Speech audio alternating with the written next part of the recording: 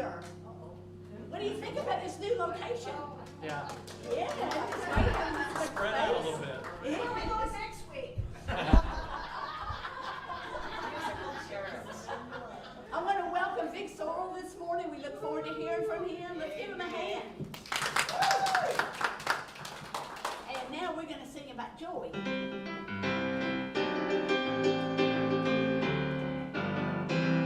I've got joy, joy, joy, joy in my soul. I've got joy, joy, joy, Spirit-led, the good times roll. I got joy, joy, joy, joy in my soul, singing glory, hallelujah. I've got joy in my soul.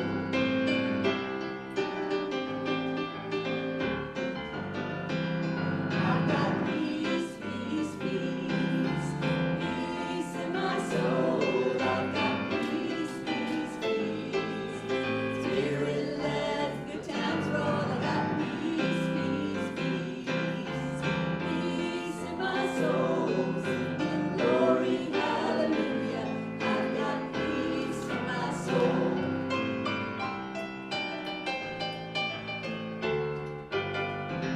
I've got love, love, love, love in my soul. I've got love, love, love, Spirit-led, good times roll. I got love, love, love, love in my soul, singing glory, hallelujah. I've got love in my soul, singing glory, hallelujah. I've got peace in my soul, singing glory, hallelujah. I've got joy in my soul.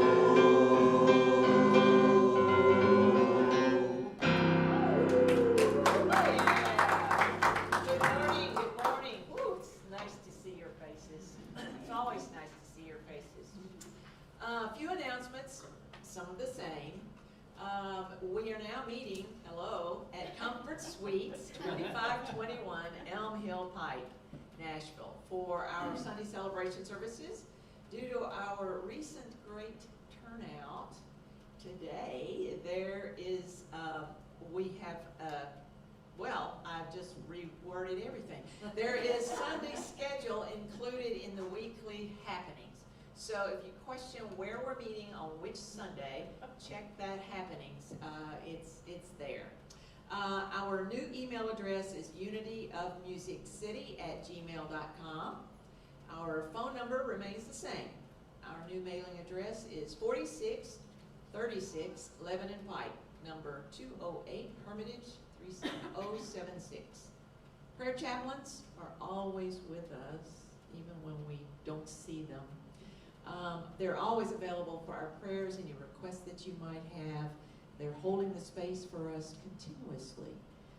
So if you have a prayer or a concern that you would like to share with the chaplains, and have them aware of that to help you pray for them, email that prayer request to uofmcprayerrequests@gmail.com.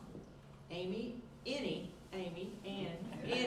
all prayer requests are welcome. Join the Lunch Bunch Book Club via Zoom every Wednesday morning at 11:30. We're reading This Moment is Your Miracle, Spiritual Tools to Transcend Fear and Experience the Power of the Present Moment by David Hoffmeister. Text Karen Burr at 931-581-6116 or see the weekly happenings email for more information. All righty. We're ready to sing again. Let's sing Heart to Heart.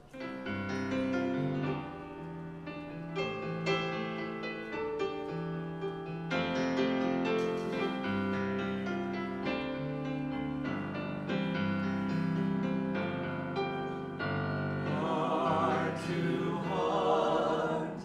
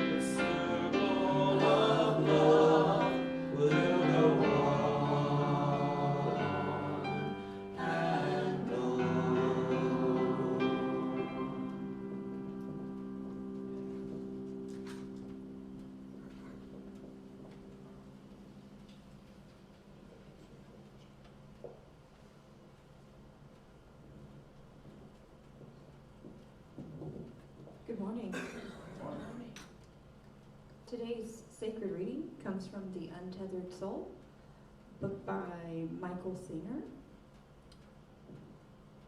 You should know this energy because it's yours. It's your birthright and it's unlimited. You can call upon it anytime you want. It has nothing to do with age. Some 80-year-old people have the energy and enthusiasm of a child. They can work long hours for 7 days a week. It's just energy. Energy doesn't get old, it doesn't get tired, and it doesn't need food. What it needs is openness and receptivity. The energy is equally available to everybody. The sun does not shine differently on different people. If you're good, it shines on you. If you did something bad, it shines on you. It's the same with inner energy. The only difference is that with inner energy, you have the ability to close up inside and block it. When you close, the energy stops flowing. When you open, all the energy rushes up inside of you. True spiritual teachings are about this energy and how to open it. The only thing you have to know is that opening allows all energy in and closing blocks it out. Now you have to decide whether or not you want this energy. How high do you want to get? How much love do you want to feel? How much enthusiasm do you have for the things that you do? If enjoying a full life means experiencing high energy, love, and enthusiasm all the time, then don't ever close.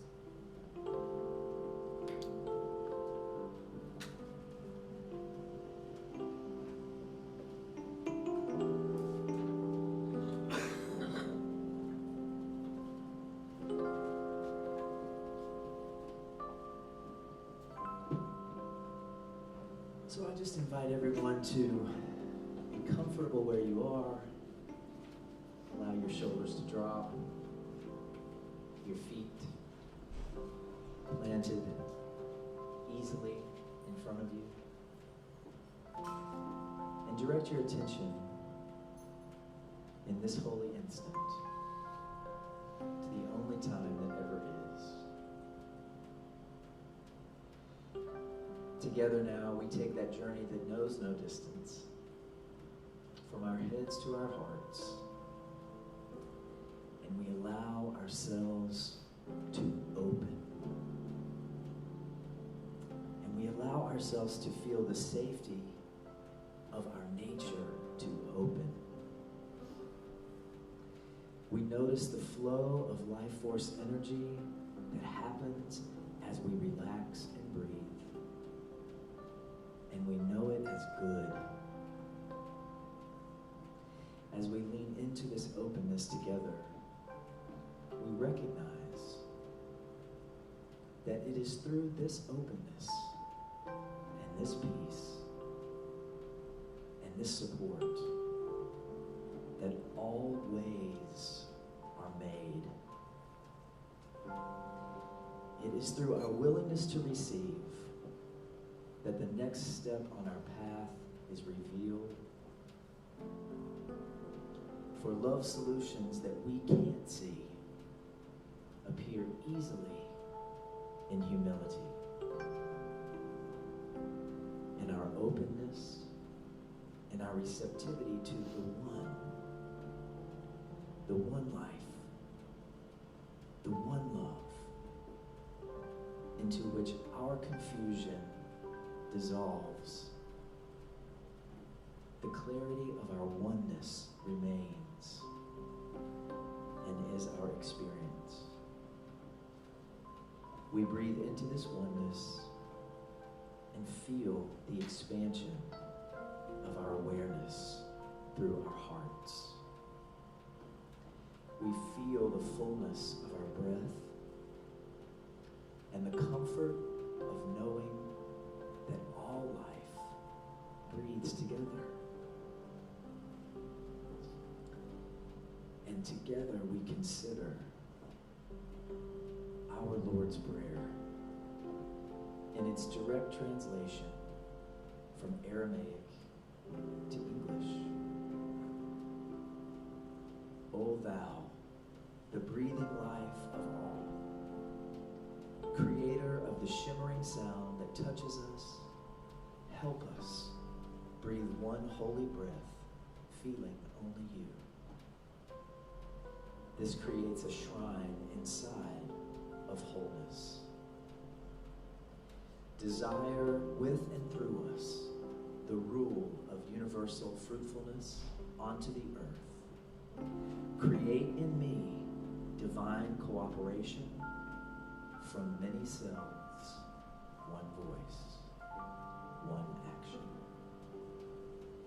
Grant what we need each day in bread and insight, substance for the call of growing life. Erase the inner marks of our failures, just as we scrub our hearts of others' faults. Deceived neither by outer or the inner, free us to walk our path with joy. From you is born all ruling world, the power and life to do the song that beautifies all. From age to age, it renews. And now, in the silence, we are renewed, reborn, realigned, and restored in the silence.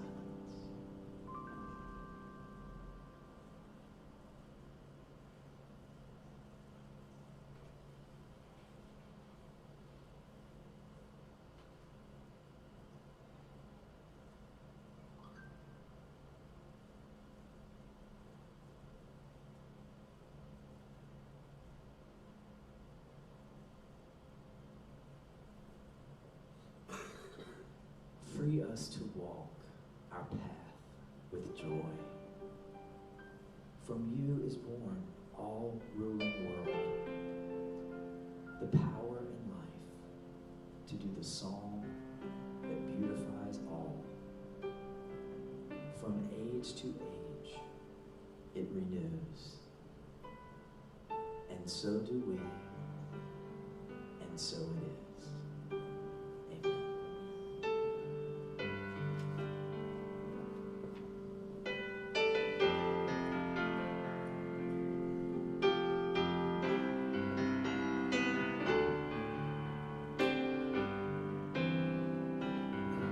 I send my love over the mountains. I send my love over the sea. I send my love into the heavens, and it returns to me. I send my peace over the mountains. I send my peace over the sea. I send my peace into the heavens, and it returns to me. I send my joy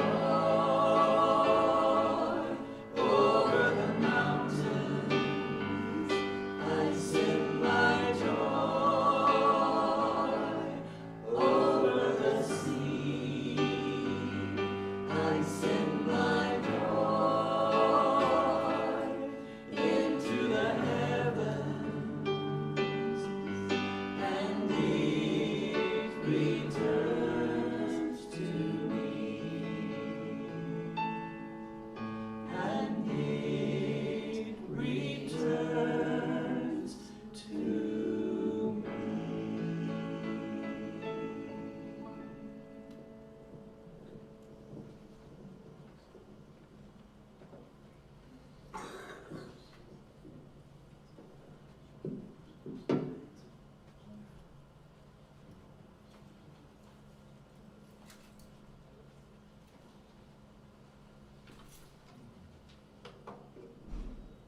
Well, good morning. Beautiful everyone. Thank you, as always. One funny thing about never knowing or not knowing where you're going to speak next is you never know how far you're going to be away from your paper, so be sure to print large font. I'm not 30 anymore. You should see the lyrics I printed out for the same. I see them. I see 24 them. point. Yes, yes. Hopefully I'll make it. If I don't, it might get really interesting. So, well, welcome. It's wonderful to see everybody, and I loved watching the service last week from the smaller room. I thought it was quite interesting how you could hear everybody's musings because the camera was right, you know, and you could hear people. So it reminded me when I was little and I was in church with my mother, and I used to say, "Mom, am I being good?" Because I knew what was coming. Either way it went, right? Am I being good? So today our message is called Jump Time. And ironically, on the way here, the song Jump by Van Halen did come on the shuffle. Of course it did. Of course it did. Good vibes, good vibes. Although we won't be necessarily looking at the gospel according to Van Halen. They are with us in spirit as always, and I do love that song. So as I said, I'm not 30, so I do know about Van Halen and Jump. I loved that song back in the day. But what we are going to start with this morning is something that found me this week from one of our very important Unity leaders, and that is Reverend Dr. Johnny Coleman, the First Lady of New Thought. Your life might be the only Bible someone else reads, right? And I thought about how important it is, especially for those of us who believe in an unconditional love message, that our life be that message everywhere we go. Because, arguably, in our attempts many times to get it right, we do more harm than good. Because the unconditional love part of the message in a lot of teachings is lost in the dogma and the doctrine and the process. And so it reminds me how important it is that we remember who we are and we continue to do the work that we gather to do every week. Because you never know when your life, when your light, that is the result of the unconditional love that you are and that you allow yourself to remember, you never know when that might be the only true Bible that someone encounters in their life. So, ministry, we remember, is not only for ministers. A Course in Miracles teaches that everyone is a minister of God. And wherever you might be at any given time is the possibility for a holy encounter. And sometimes we are living in what feels like in-between times. It feels like life is the way it used to be, kind of. Many of us aren't wearing masks. However, the room looks a little different. Many of the same things that we remember doing before COVID, we do now. Although, maybe we feel a little different. So in these in-between times, are we afraid or are we available to be remade? A Course in Miracles would suggest that sometimes it's as if we've taken off one suit of clothes that we've outgrown and we're standing naked while we're waiting for the tailor to prepare our next suit of clothes. And how might that suit of clothes be different? How might those thoughts that we're preparing to put on, how might those beliefs that we're preparing to wear into our next iteration feel now?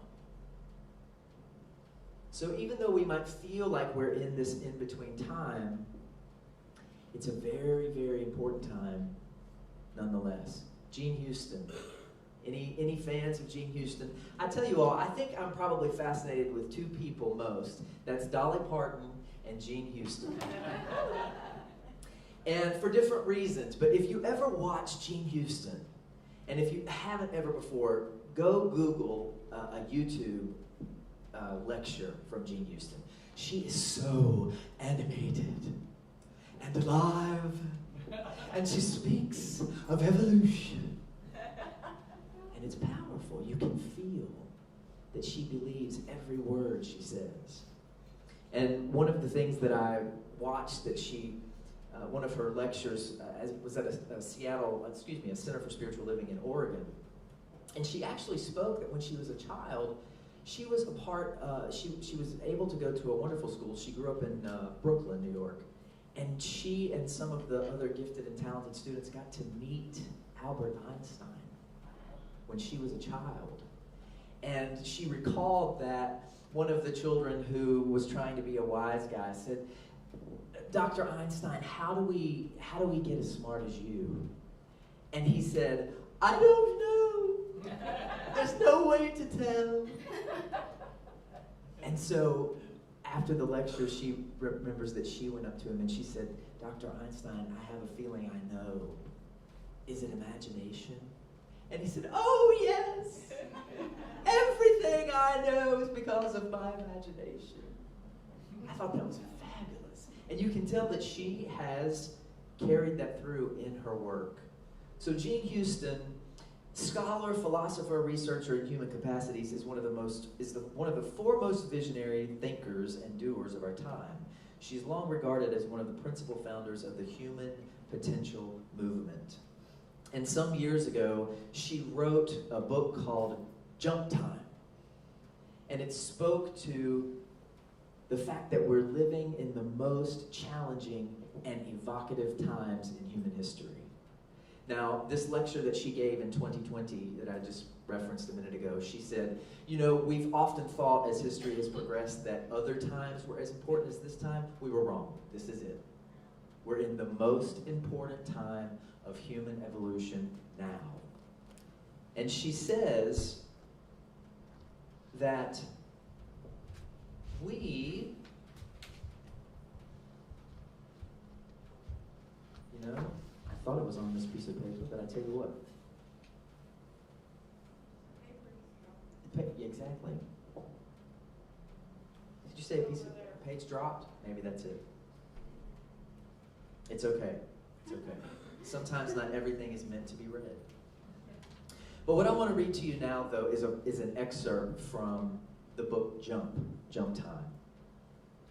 And it basically speaks about what happened from the very beginning of time to present day. At the edges of the rock in the shallow waters, the feast of life began.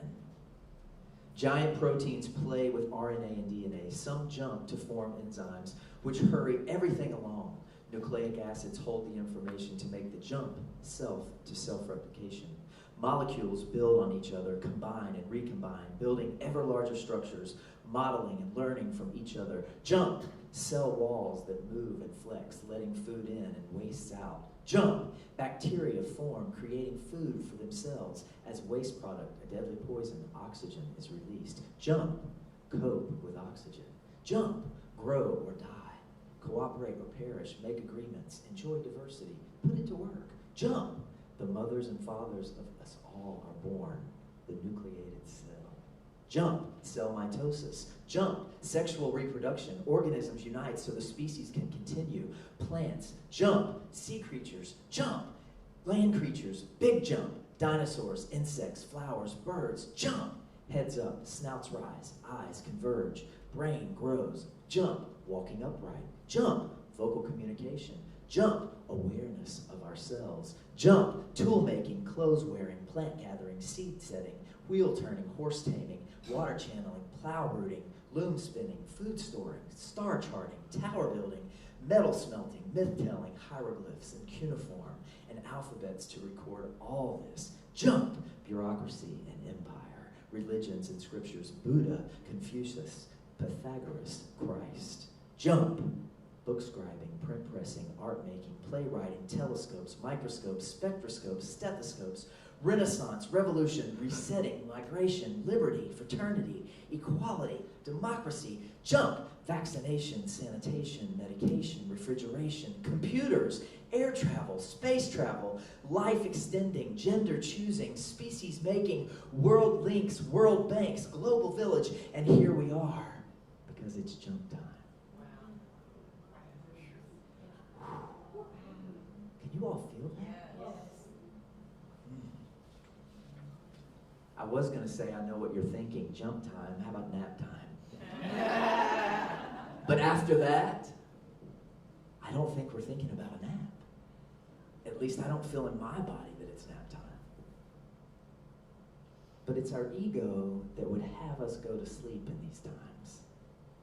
Because it's our ego's worst reality that we might remain awake to the love that we are. And as the result, what we might choose in the remembering of that love identity. For as we've said many times in this space, if we are love, what might we allow ourselves to do? Where might we allow ourselves to go? What might we allow ourselves to say and to whom? Just as love overtakes us, the ego loses its power and begins to die. Think about Snow White and think about Lazarus. Neither was dead, both were sleeping. We all have the opportunity to wake up if we're asleep and to remain awake and overcome the ego pull to fall asleep again. Despite the constant anesthetizing, say that word 16 times, anesthetizing, happening in the form of other people's experience of us. Now listen to that.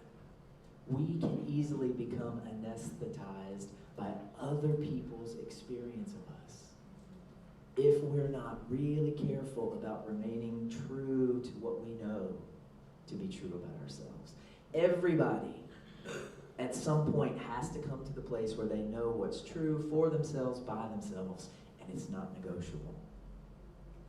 We can fall asleep to other people's experience of us and remain awake to the truth that we know we are. And so I mentioned last week, or I mentioned that I watched last week, and I loved Deb Moore's talk about destiny.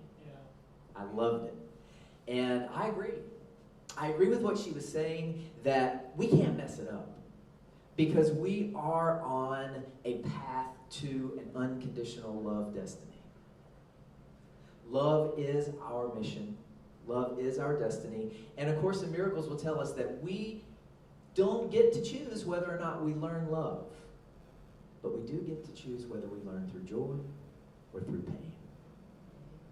Amen. Through joy or through pain. And so therefore, I think it's impossible to not meet our destiny, but it is possible to fall out of conscious alignment with our destiny as we move forward. And the nature of our consciousness is, it is creative. And so therefore, when we are aligned with love, we are creative. When we are aligned with fear, we are creative. And the one thing is true is that we cannot change the law. We can change our mind, but we can't change the law. And that law is that we are at the effect of every thought we think. The love thought, we will be at the effect of. The fear thought, we will be at the effect of. Spiritually speaking, whatever circumstances we create, life can use. Because the places in our consciousness that are still rooted in lovelessness will create the exact circumstances that we need to learn that love again. Because we are creative no matter what we're thinking, when we think without love, we create the exact circumstance that will teach us, one more time, the opportunity to see that same thing through a lens of love instead of lovelessness. Magical, isn't it? Seems magical, miraculous for sure. I believe that's why they say, the Bible said God's work is done.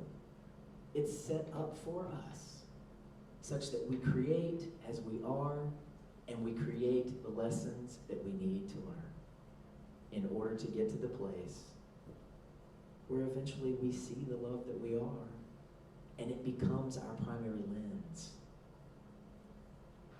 We let lovelessness fall away, and only love remains.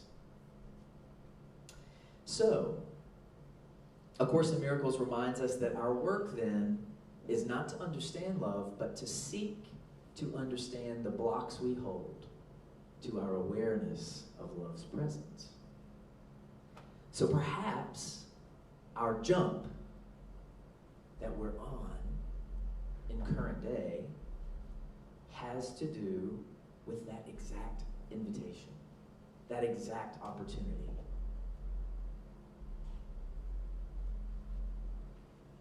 Now, A Course in Miracles will also tell us, beware the power of the unrecognized belief. So in this moment, what are we believing? Are we believing that we have to measure up? Are we believing we have to quantify, qualify, explain ourselves, prove ourselves, be anything other than the love we are? Beware the power of the unrecognized belief. Life doesn't happen to us, we happen to it. How best might we happen to it now? What is our jump?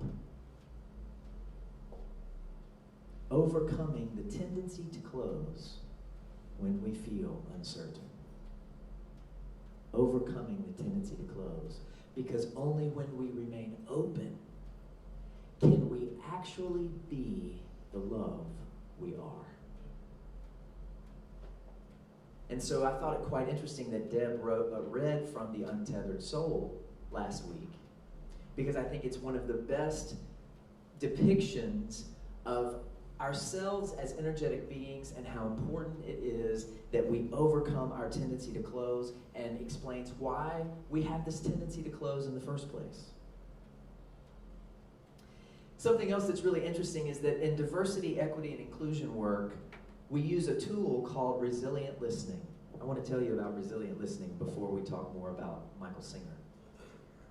But resilient listening is a tool that we use to provide a way to hear and honor the experience of another that we might not otherwise be available for.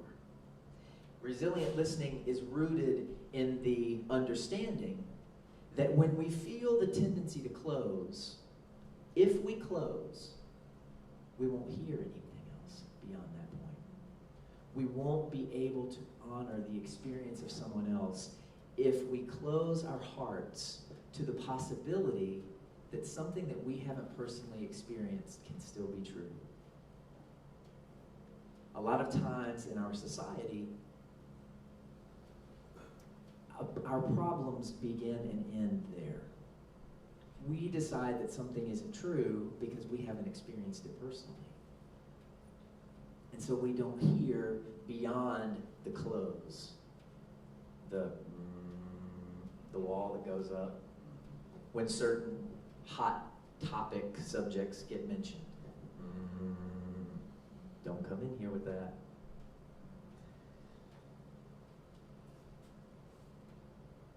So we switch to the untethered soul, considering the possibility of overcoming the tendency to close.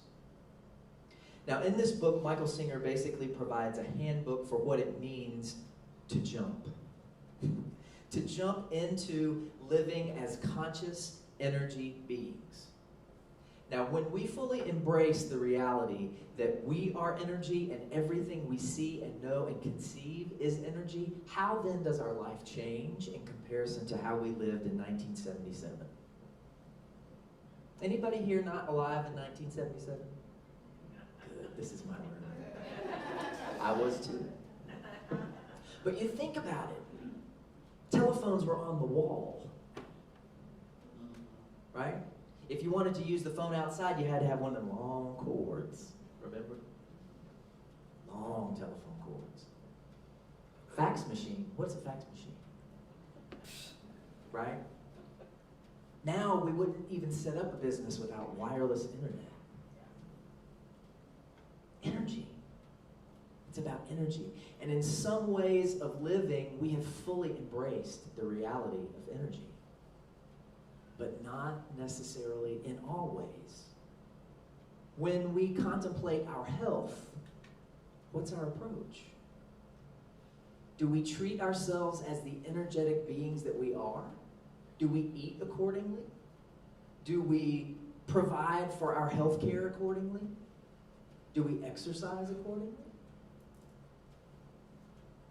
When we consider the fact that our heart center is our connection to all the life force that is, are we particularly careful about when we close our hearts? Do we even think about the consequences of closing our hearts on a daily basis over numerous inconveniences or fears or intolerances or irritations? We become so inclined to close our hearts in the blink of an eye, and yet we don't realize that when we do that, we close ourselves off to the energy that we are. So this book does a beautiful job in explaining what it means to be an energy being and what's the most important, what are the most important elements of that in order to live well as beings of energy. So one of the most important chapters for me in this book is chapter 7, Lucky 7, Transcending the Tendency to Close. He explains in the book that we now experience the daily need to defend our self-concepts rather than our bodies. So we've evolved past the place where for most of us our physical survival is in question on a daily basis. So we've transferred that ego need to protect ourselves to the ego need to protect our self-concept, to protect our beliefs, to protect our value. That's why I said earlier, do we feel the need to explain ourselves, to justify ourselves, to be right, to be understood? We've transferred that need for physical safety and physical survival to defending our self-concepts. When you close down and protect yourself, you're pulling a shell around the part of you that is weak. That is the part that feels its need to it needs protection, even though no physical attack is taking place. You're protecting your ego or your self-concept. So most often when we close our hearts, we are protecting our egos. We're keeping ourselves from feeling hurt, from feeling judged, from feeling wrong. If I don't let your belief system come in, then how can I feel wrong? How can I feel there's something I may have overlooked or missed? Right? Who would I be if all of a sudden everything I've always believed, I don't believe anymore?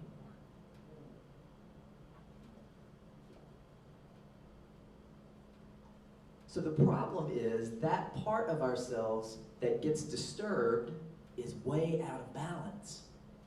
It's so sensitive that the slightest little things cause it to overreact. Now think about it. If our physical body were that sensitive, we would say that it was sick. But our emotional bodies are on high alert all the time to what he said, she said, they think. What did they do? How does that affect me? How do I feel? My feelings are hurt. And I don't mean to underestimate that, because that is real to a certain degree, and hypersensitivity is egocentrism. You will get to a point in your growth where you understand that if you protect yourself, your ego self, you will never be free. And Reverend Denise, I think, posted something earlier this week that said, when we fall in love with the mystery, we're free. When we're no longer afraid of the unknown, we're free. When we're no longer bothered by what other people think. When we no longer feel like we have to prove ourselves or justify ourselves or measure up or any of that. We're free. We're free. A wise person remains centered enough to let go every time the energy shifts into a defensive mode. Letting go means falling behind the negative energy instead of going into it. When you're free from the hold the energy has on you, you will be free to experience the joy and expansiveness that exists within you. When your heart is open, you simply are the love that you are. There's no resistance. When someone else's suggestion doesn't cause you to close your heart, you're free. When someone's behavior doesn't cause you to close your heart, you're free.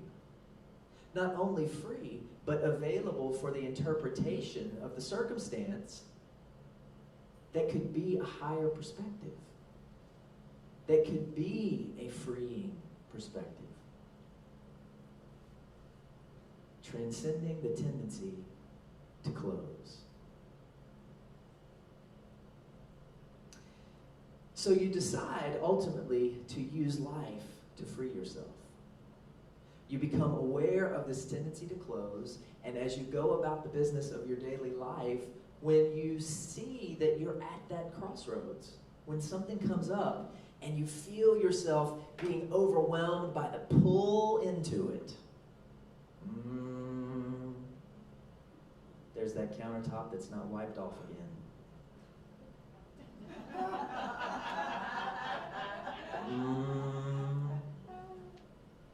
I'm just saying, we all have our things. But where do we allow ourselves to be led? And when we feel that swell inside of that negative energy, we let go. We fall behind it, and we keep our hearts open so that we might be available for the love that we are. Jump.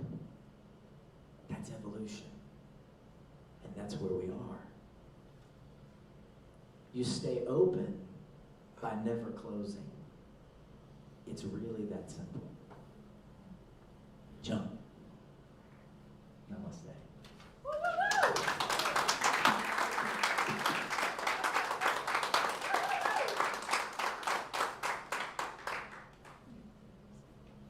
Thank you, Vic. Well, I have plenty to think about throughout the week. Just have to make sure those countertops are wiped down. It's important. It's important. Lean into it. That's right. All right, so let's take our offertory into our hand here, and let's give it a blessing and consider all the prosperity that comes into our lives, whether it's from the physical side of life, which is, your job, your investments, whatever the physical money is in our lives. And then let's think also about the spiritual gifts that we're given each day through the love that we have through our family and friends, through our church home, where we receive our spiritual blessings. And let's say our offertory blessing together. I am open to receiving floods of financial abundance with ease, so that I may be able to give back even more to the world around me. And that world is full of infinite abundance.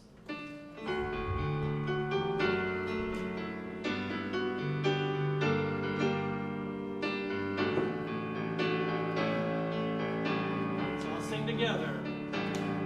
I live in the midst of infinite abundance. I give freely and fearlessly to life. I live in the midst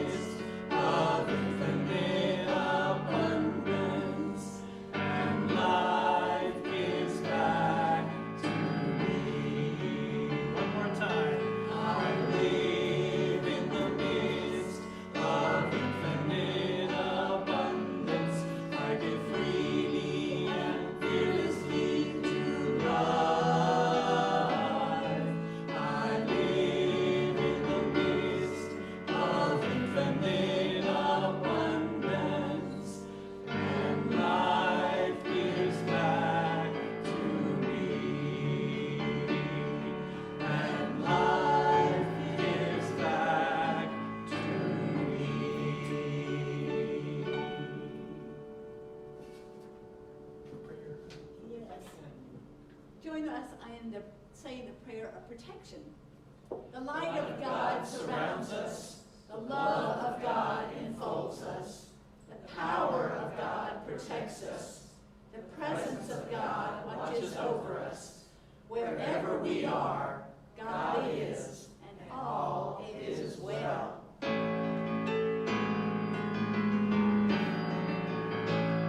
Let's all stand and sing as you are able, and sing All Is Well. All is well, life is good. We are truly blessed. All is well, life is good. We are truly blessed. All is well, life is good. We are truly blessed. All is well, life is good. We are truly blessed. All is well, life is good. We are truly blessed. All is well, life is good. We are truly blessed. We are truly blessed. We are truly blessed. So it is. We'll see you next